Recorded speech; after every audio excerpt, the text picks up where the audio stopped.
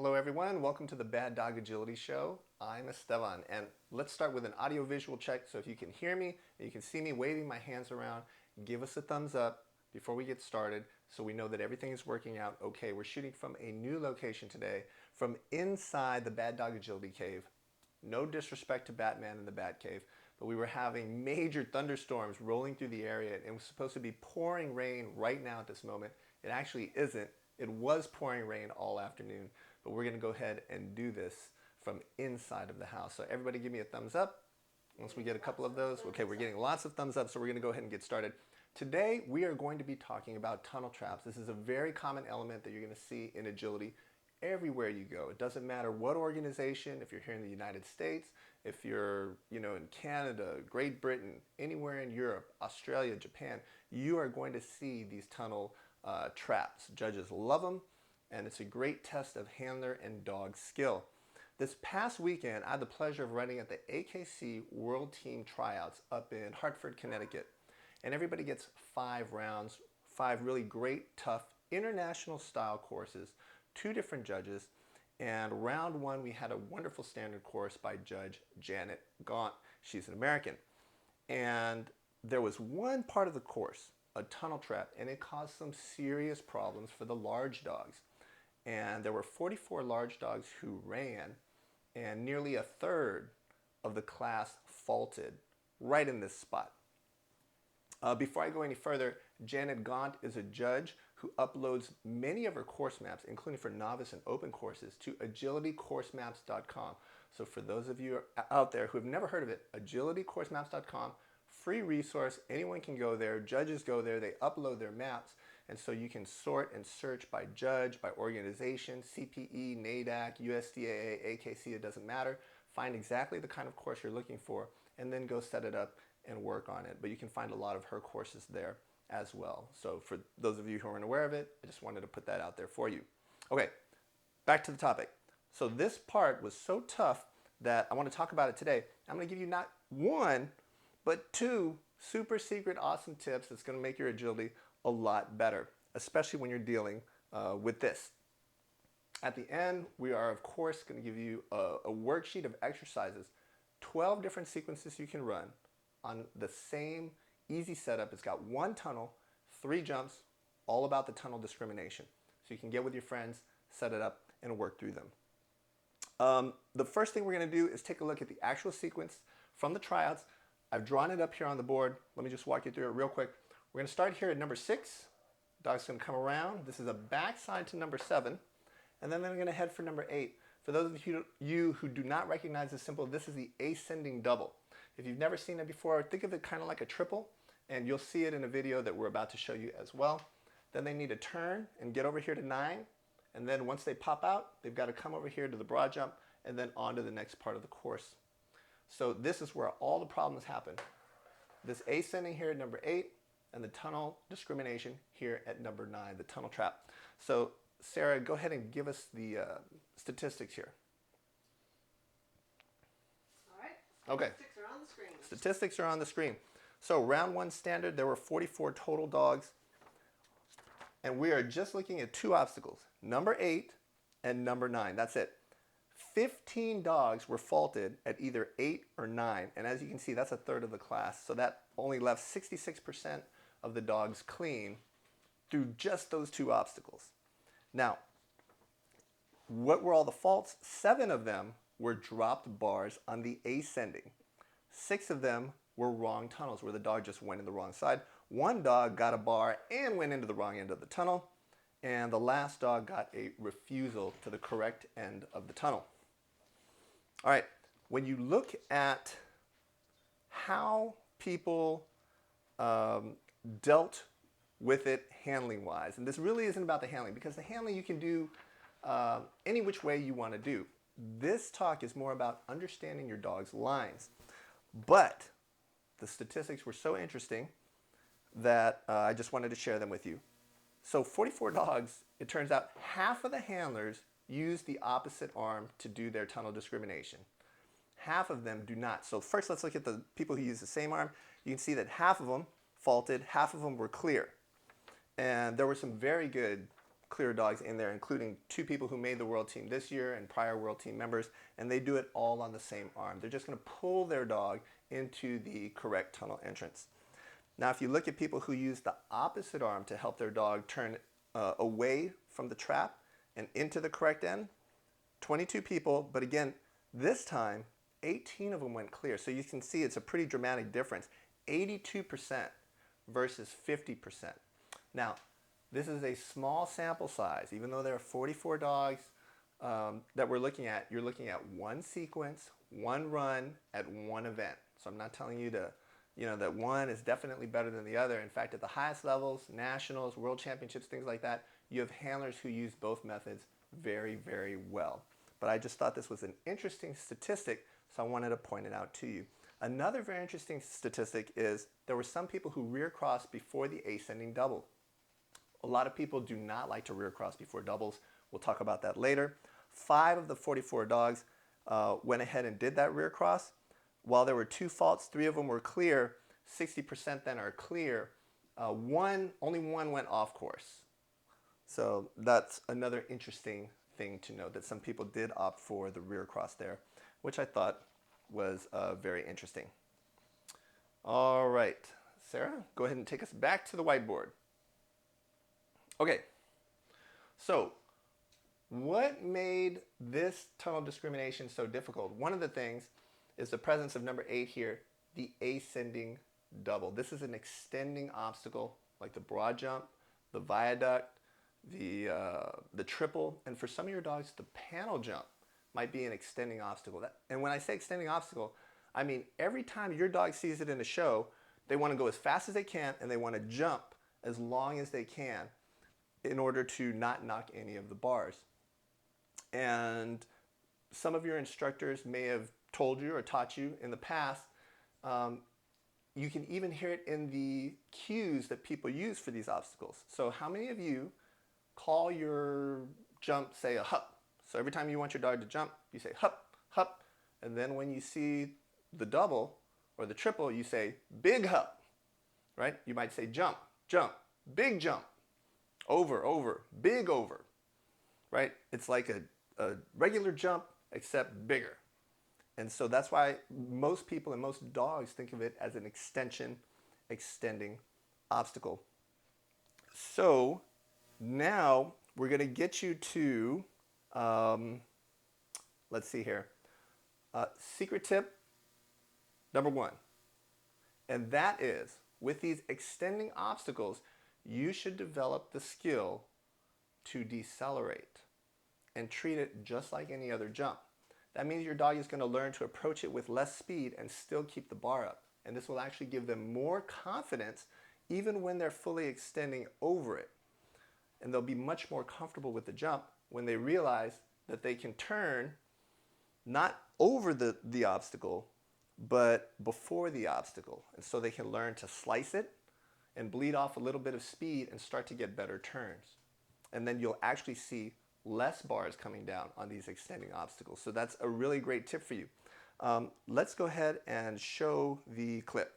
The clip from the warm-up? Warm-up clip. All right. Warm-up clip. So this clip is taken from tryouts. We have a practice day on Friday. They set up a course, they number it, they run the course if you want. You can do whatever you want. And so what I opted to do actually was go to the extending obstacles. We started with the broad jump and took it to an extension the first time. And then I went around and took it again. And this time, did a little bit of deceleration to try and get a little bit of a tighter turn. And then I worked on doing A-frame, I think, and then we get out to the viaduct. And then we do a wrap on the viaduct, so we do that deceleration.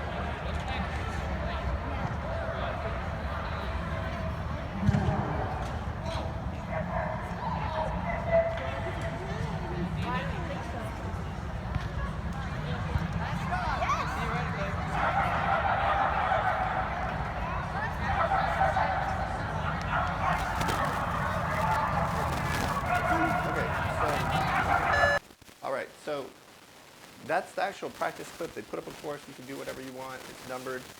But what I chose to do was go, I hear some static. Okay. So what I chose to do was go to each of those extending obstacles, the broad jump, the viaduct, the ascending double. And when I went to those obstacles,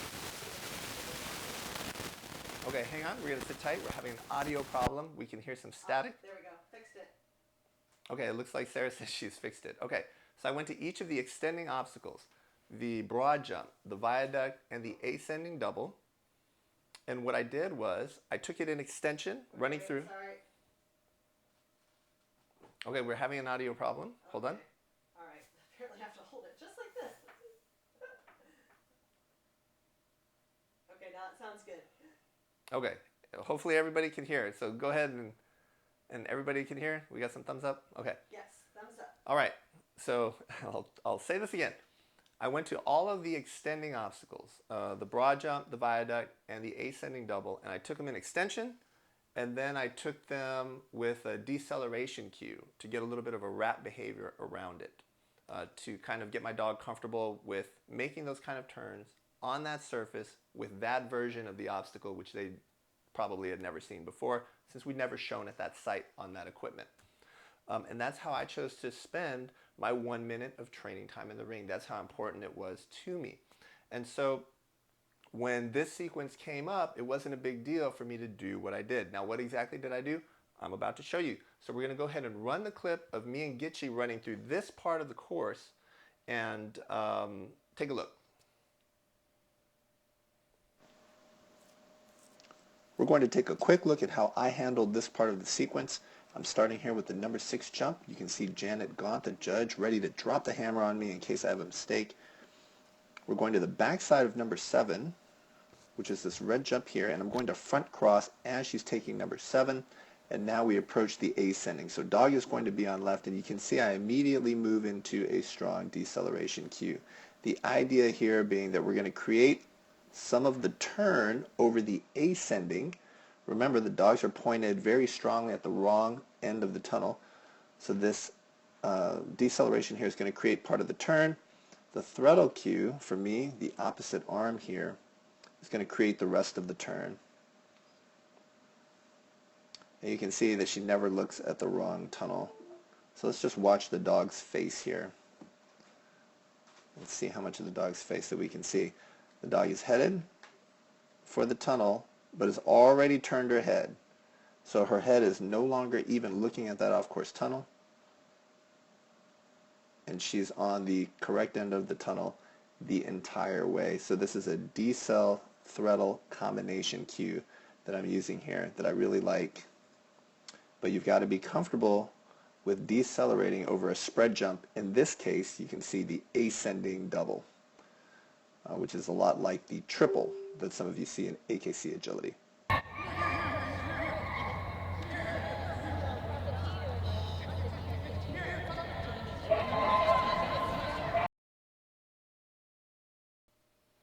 All right, back to the whiteboard.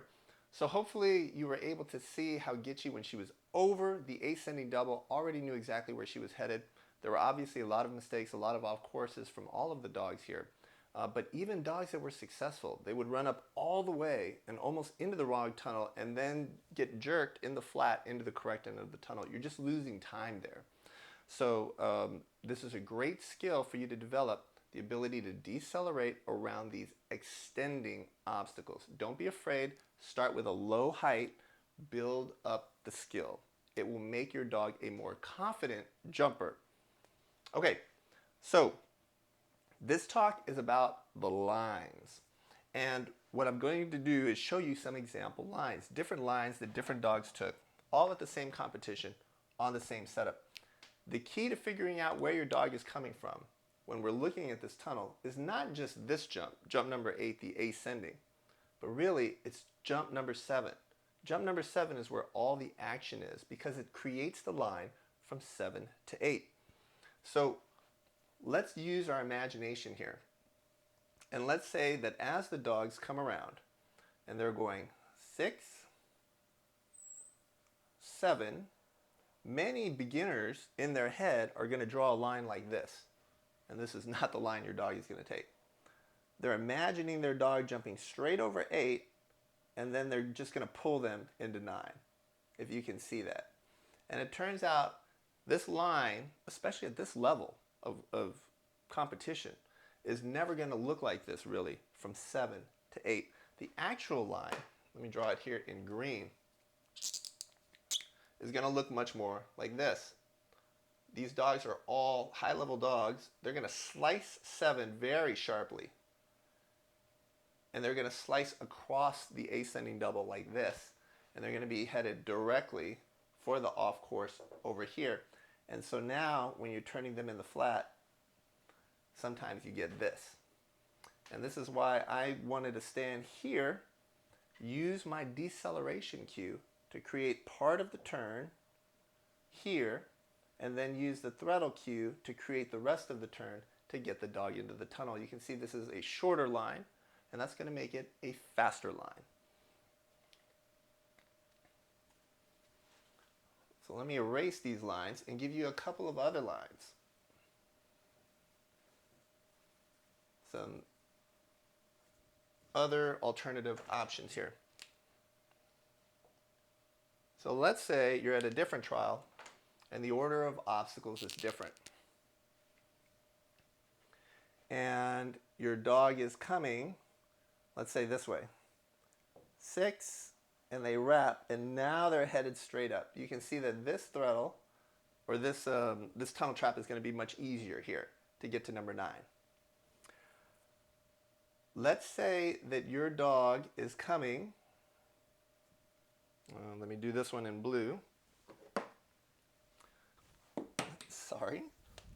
And they're taking number 6 this way, and they're taking the ascending this way. You can see that this isn't a trap at all. If you're handling from this side, you should be able to put your dog straight in here without the need for any kind of throttle or special handling, because you are in fact on a straight line. So it's very important to figure out where your dog is coming from. All right, let me erase some of these lines here. And so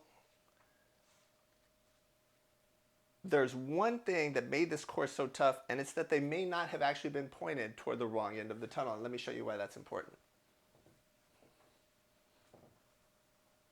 So now hopefully you kind of have this understanding of the lines and kind of how to see these lines. I'm going to show you a line that you may not have thought about. There are some dogs, mostly border collies, who slice number 7 so finely that when they took number 8, they were actually headed for the side, to the side of the tunnel. Like they weren't even going to take the tunnel right, okay? What happens to these dogs when the handler calls them and turns them? The dogs respond, right? These are very high-level dogs. They respond instantly. And they turn, and where do they go? They go into the wrong end, right? And the handler thinks the dog has made a mistake. But actually, the dog did exactly what the handler wanted them to do. Handler pulled, called the dog right into the tunnel, okay? Because their original line was not for this off-course tunnel, okay? Compare that to the dog that turned a little bit wider here and was headed for the off-course tunnel. This dog in blue, when their handler calls them, the next available option is the correct one. So their line may not be great, you know, it may be like that, it may not be as nice as Gitchy's or whatever, but they're going to get it right, okay? But this dog, it's going to be much tougher for them to get it right because the first choice is the wrong choice. For this dog's line in blue, the first choice is the correct choice. And ironically, this green dog here is basically being punished for turning so tightly and creating such a nice line from 7 to 8. Okay, so that's how 2 different dogs on the same course are going to have different challenges here. Okay, what I just showed you is actually going to be secret tip number 2, because what I've just set up for you is the most common off-course trap that you are going to see at masters level competitions and national competitions. You see it at the AKC Invitational every year. As anyone who has taken any of our prep courses for nationals and the Invitational know, we're big on this because you can easily see them on course maps, and then once you know they're there, well, it's easy to figure out how you're going to handle it, and you're not going to get all the off courses. These are high off course areas because of this concept that a lot of people don't understand, because it relates to your dog's lines, and it's different from person to person. So as an instructor, You may look at this and say, well, everybody should do it this way. Everybody should do it that way. It's not entirely true.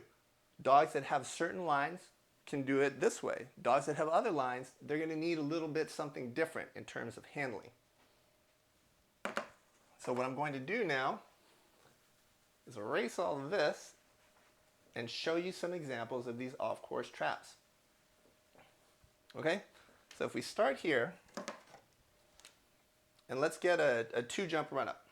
So we've got jump number 1, jump number 2, and we're going to make this the A-frame. Kind of close, not drawn to scale. Okay? And now we've got the seesaw here. So I want to get my dog on the seesaw. I want my dog to go like this. Okay? The dog is on a straight line for the A-frame. So if I'm a handler,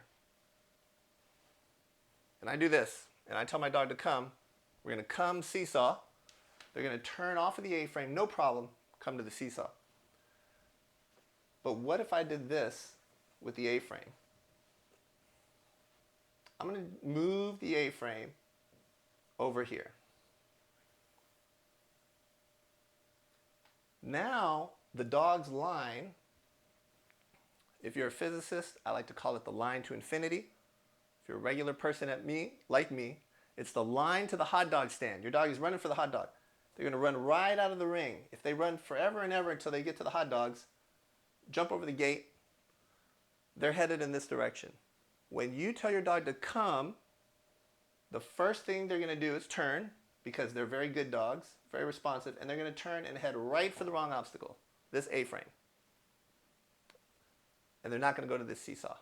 So this trap, even though it's just the slightest turn, and they can move this A-frame very far away, is a deadly trap. It's going to get a lot of dogs. And even if your dog doesn't take the off course, they will frequently turn very wide, and then you have to come back. All right? So now that I've shown you this, a lot of you should be shaking your head, because now you recognize this, and you've seen your dog do this. You've seen your students do it. You've seen other dogs do it at trials. They get these wide turns. They go off courses. This is exactly why, and this is why it's so important. You need to figure out what your dog's line is. Let me erase this. I'm going to bring the A-frame back here and make it straight and show you one other line. Okay, so that's the A-frame. So instead of hitting it straight, what if we were doing something that made us slice? So our angle of approach was this way. And that were the line to infinity. Now when you call your dog, the first turn is the wrong turn. So it's not enough to look at a setup, a sequence on a map and say, okay, this is going to be one of those hard traps that bad dog agility guy was telling us about, or not. You have to have an understanding of where your dog's line is. What path are they going to take? And the easiest way to do that is to extend that line to infinity and kind of see what your dog is seeing. Extend the line to the hot dog stand. Figure it out. What is my dog's line? What maneuver do I need to change it? Okay? And now I'll talk just a little bit about handling options. Most people handle this kind of like the kids in your class. So think back to your elementary school days. Teacher asks a question, you know the answer, you raise your hand like this. But there's another kid, he knows the answer too, and he's going to be like, oh, oh, oh, oh, oh, oh, oh, oh, okay? And this is how most people handle these traps. If they're going to call your dog off because it's easy, they're going to say, come, or call the dog's name, turn their shoulders, and go on. If it's one of these extra hard, tricky ones, and they suddenly see their dog isn't going to make it, now it turns into a come, come, come. They're going to yell. They're going to bend over. They're going to do this. They're going to try and pull away from their dog.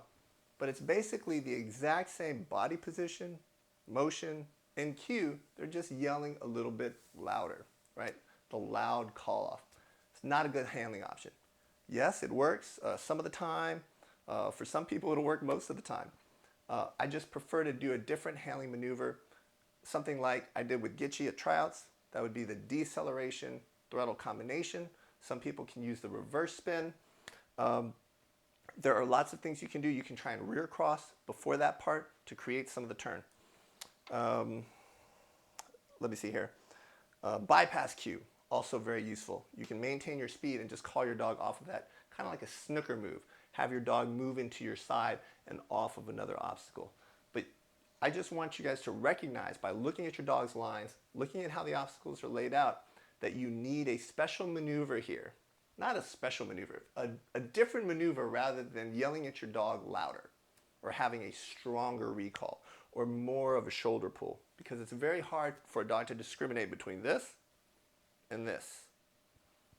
Yelling come at volume 7 and come at volume 10. Very hard to discriminate, okay? So try and find something else in terms of handling.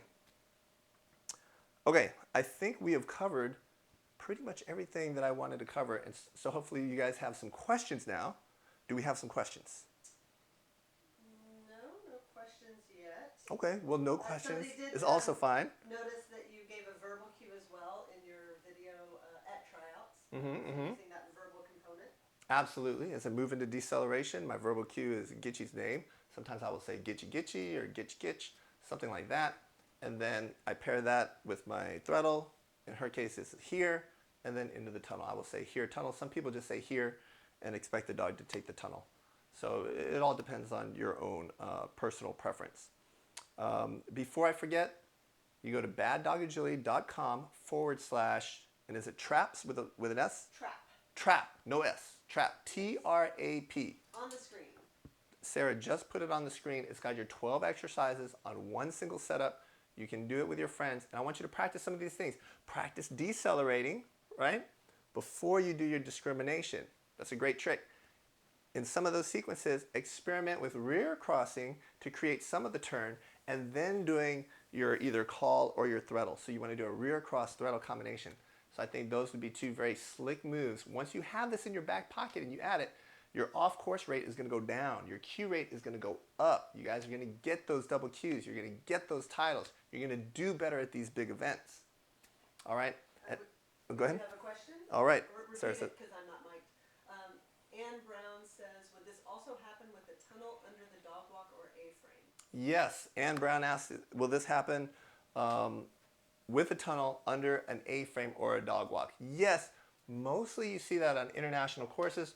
All the judge does is wrap it around, and since we've got this already set up, you're just going to have the tunnel here. Imagine this is the A-frame here, and you're going to have these approaches, and now you've got 3 different targets, slightly more complex, but for myself, it's the same deal. So if there had been an A-frame, for me, the handling would have been exactly the same as you've seen in that video, and Gitchy would take this one here.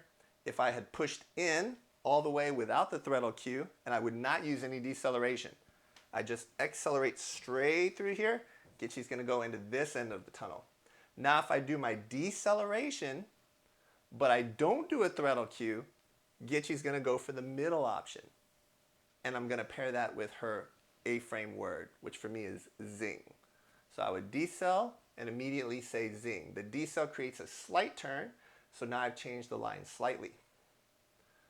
So you have one where you just power through acceleration, one decel, and then one decel plus throttle cue. And so this is how I can handle all 3 obstacles from one side, even if I'm behind Gitchy, in theory, right? Okay.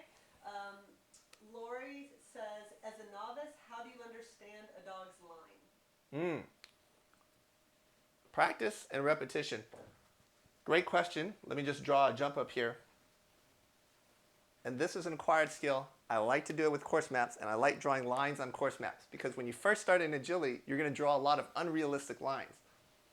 So if I've got a jump here and a jump here, can everybody see this? Am I blocking it in the way with these 2 jumps here? Everybody can see that? There, let me just put it on the other side. Okay, if I'm doing this, a lot of people, let's say we start our dog over here by this wing.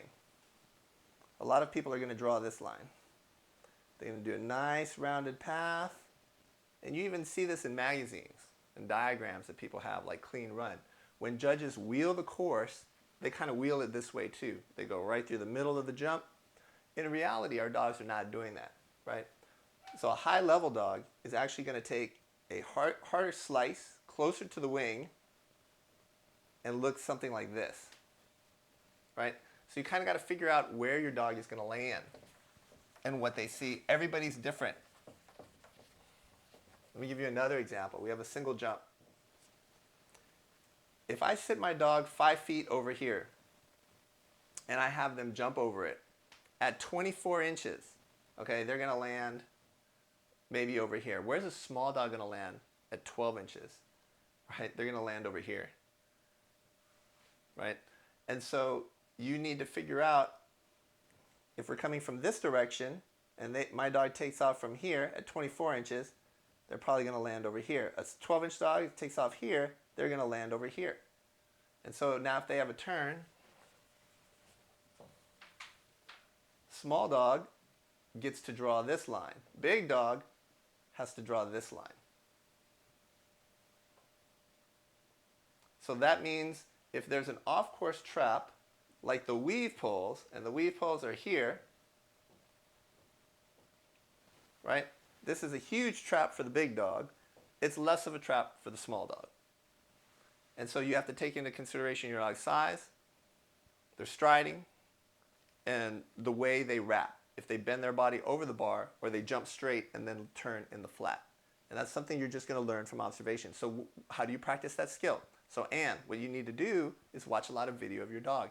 And you'll find when you do certain moves, the dog is always landing the same distance, pointing the same way. And you can begin to understand that. So when you go to shows and you walk courses, you know my dog is going to land here. Sometimes other people run other people's dogs, right? So someone will run my dog in practice or whatever, and they'll try and do something, and I'll be like, no chance.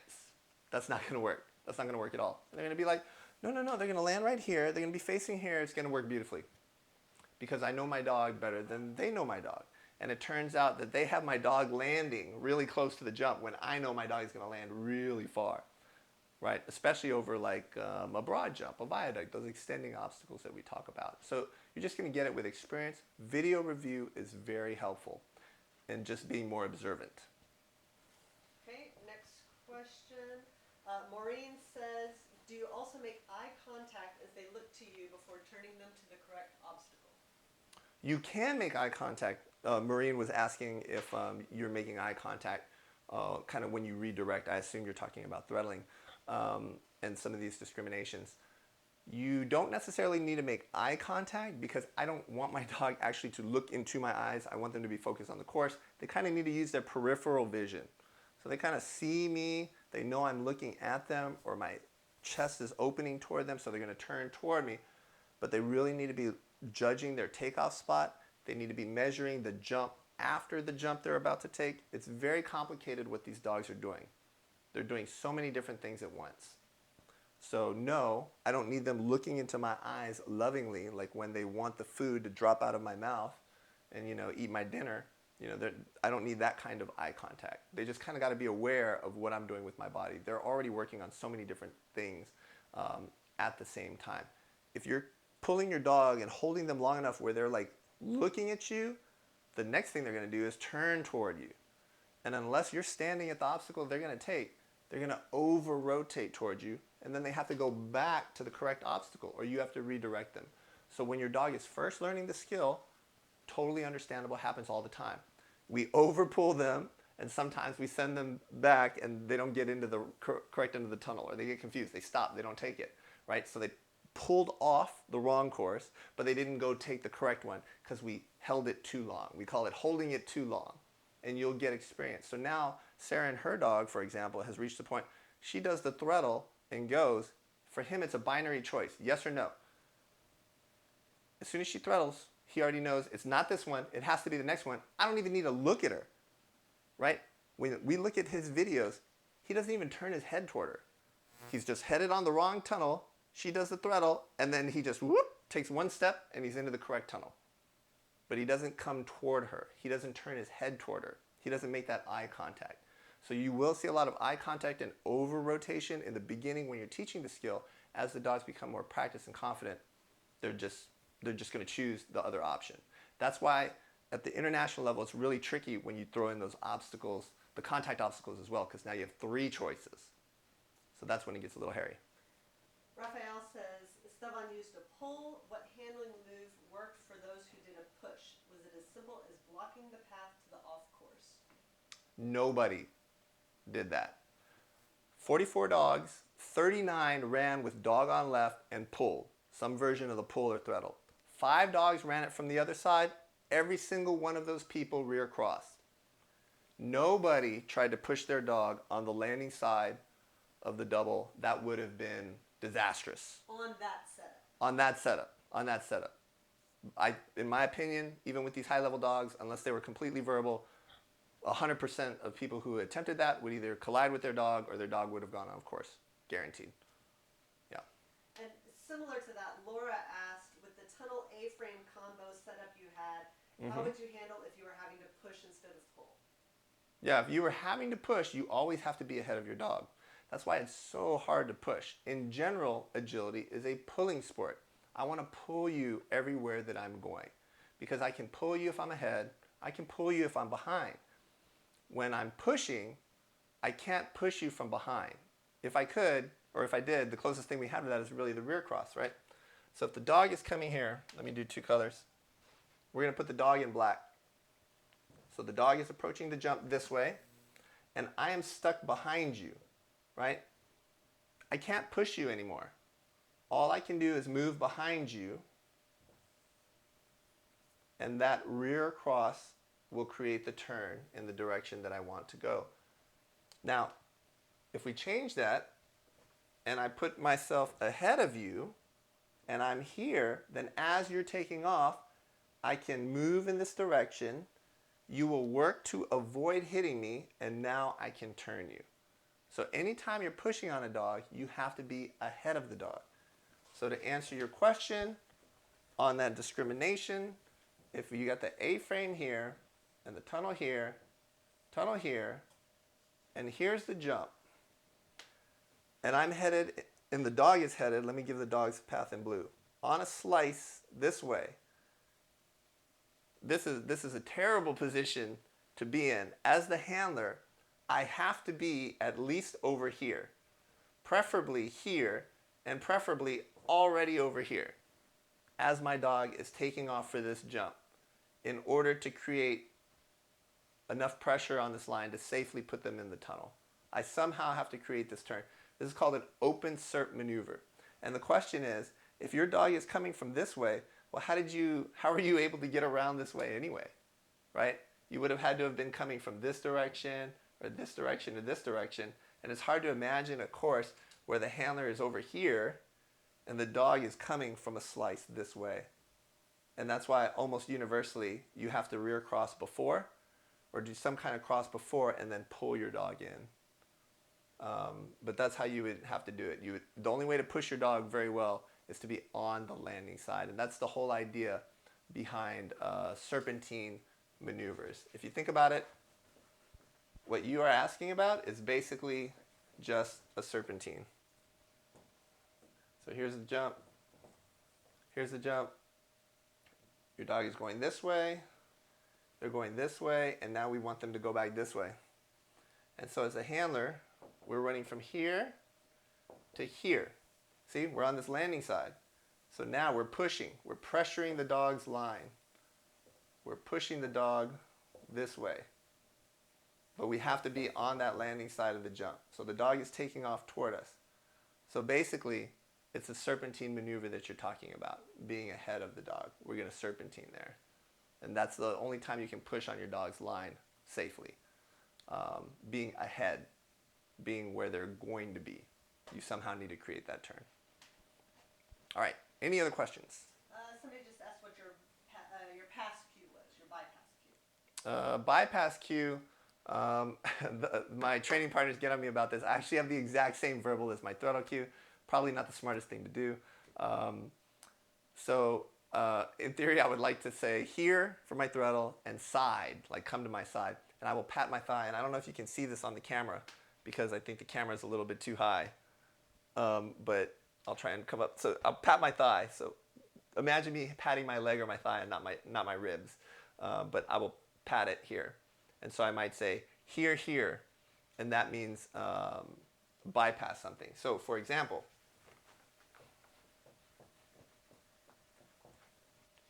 and this happens more at the national and international level. We're going to have a tunnel. And we're going to have a jump, say, over here. Okay, so we got to jump. Okay, and so, and let's put one more jump over here.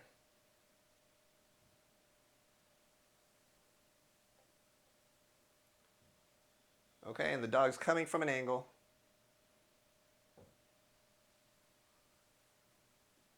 And I'm the handler. I'll put the handler in green. Okay, I'm going to run this way. Option 1, I run straight in here. Dog gets this tunnel. Option 2, I come over here and I execute my throttle. And so now the dog is going to take this one.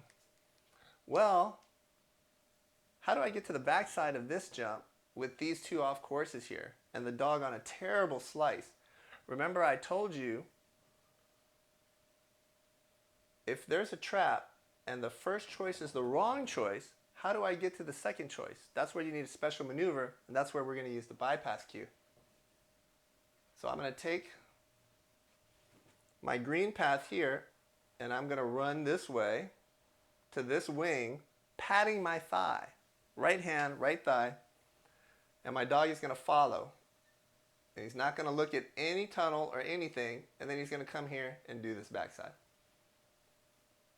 Okay, so here I run straight. Throttle means go here. Bypass cue means ignore everything. Stay with me, and I'm going to show you this backside. Now we're going to do this backside. So look at this horrible angle we started with, and we're able to turn off not just one, but both tunnel entrances, and we still got this backside. And that's the bypass. Now imagine a handler in green who didn't have the bypass cue, right?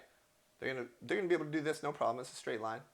They can probably mostly get this, right, by calling their dog, come with me, turn to this end of the tunnel. They're never going to get this. Because every time they yell come, no matter how far away they stand, their dog is going to end that tunnel. Even if they miraculously don't take that tunnel and they go super wide, the handler, because they had to hang back so far, has no chance of getting this backside. Whereas I can just run up to the wing, no problem, dog's going to stay with me. So that's the power of the bypass cue, and it's why at the international level it's a really useful thing. But actually, don't think of it as an international move. For all of you beginners out there, it's a really easy thing to teach because your dog naturally wants to be at your side anyway. It's like healing. It's like healing in the ring, obedience work, except you get to run at full speed. And it's very useful in all levels of agility. You'll find some sneaky places to use it. You're going to see other dogs going off course, but because you have this bypass cue, you're not going to go off course. So very, very handy. I think you'll use it more often than the throttling, actually, in the novice and open levels. Okay, any other questions? Nope. Okay, I think that's all the questions. Don't forget to get your download, get your exercises, practice them with your friends. If you have any questions, please leave them in the comments. Happy training.